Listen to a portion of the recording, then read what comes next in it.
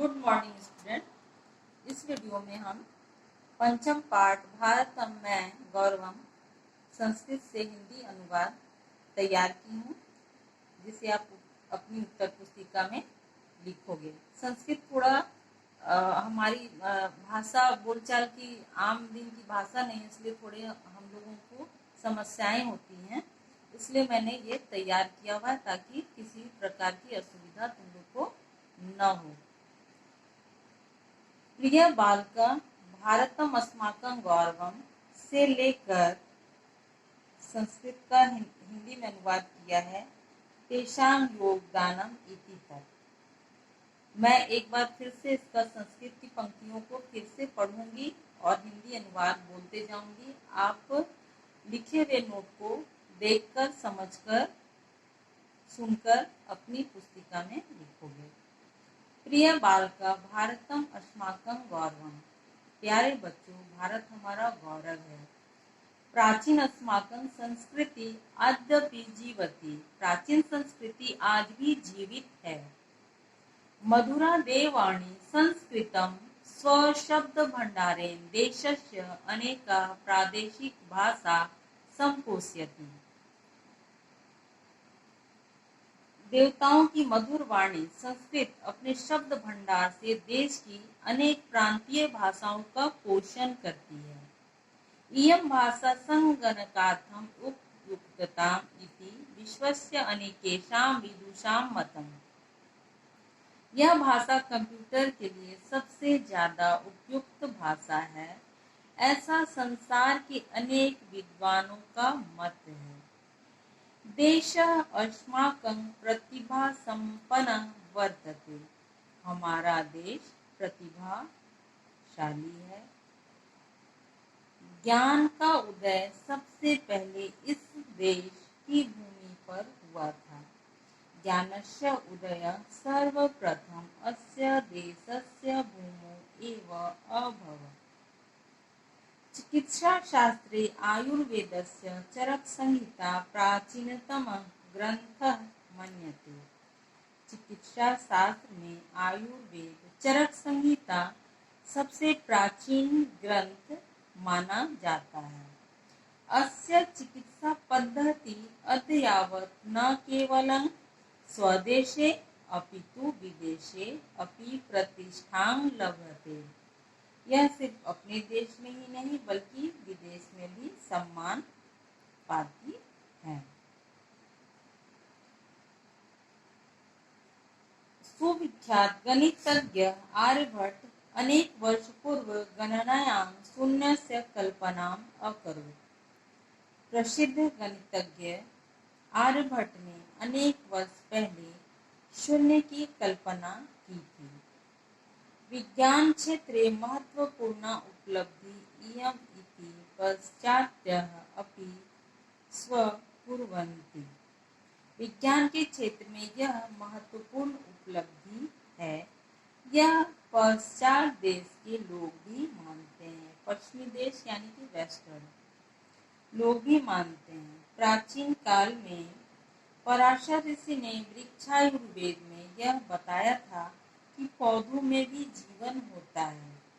प्राचीन काले पराशर ऋषिना वृक्षायुर्वेद प्रतिपादितं यत् पादपेषु अपि जीवनं वर्तते।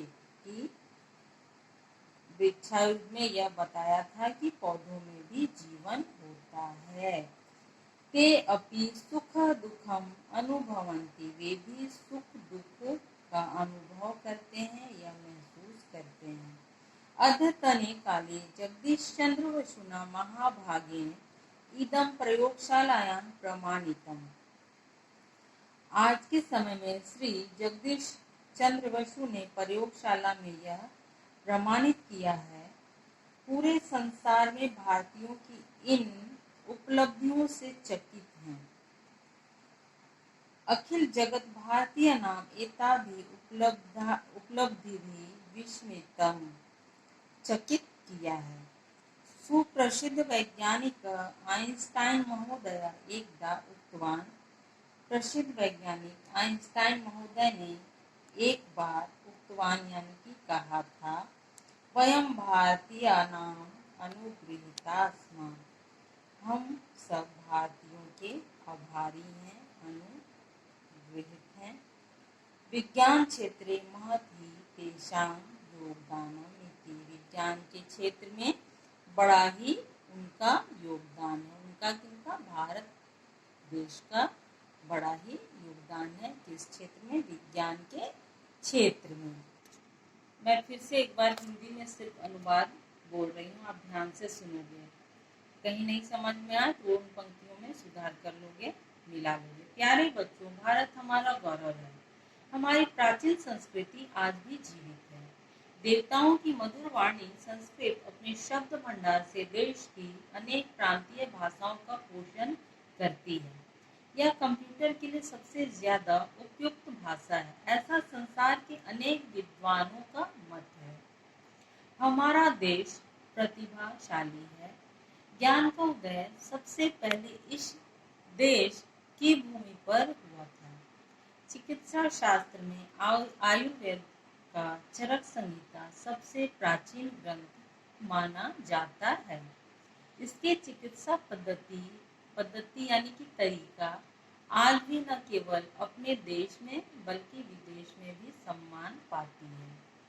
प्रसिद्ध गणितज्ञ आर्यभट्ट ने अनेक वर्ष पहले गणना में शून्य की कल्पना की थी। यह हम सब भी जानते हैं, है ना। विज्ञान के क्षेत्र में यह महत्वपूर्ण उपलब्धि है और यह विज्ञान के क्षेत्र में एक बहुत ही बड़ी उपलब्धि है, शून्य की रचना करना। यह पश्चात देश के लोग भी मानते हैं और ऐसा पश्चिमी देश के लोग भी मानते हैं।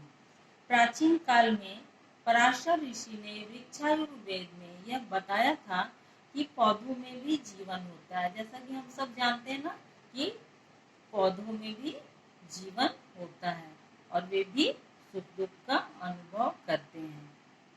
आज के समय में श्री जगदीश चंद्र बसु ने प्रयोगशाला में यह प्रमाणित किया। सकल संसार भारतीयों की इन उपलब्धियों से चकित है। सकल संसार यानी कि पूरा विश्व भारतीयों की ऐसी उपलब्धियों से चकित है। प्रसिद्ध वैज्ञानिक आइंस्टाइन महोदय ने एक बार कहा था, हम भारतीयों के आभारी हैं, ऋणी हैं विज्ञान के क्षेत्र में, क्योंकि उनका बहुत ही बड़ा योगदान है। तो धन्यवाद बच्चों। आशा करती हूँ कि इस वीडियो की सहायता से आप अपने इस पाठ्य के कुछ पंक्तियों का अनुवाद अपनी उत्तर पुस्तिका में आसानी से पूरा करोगे।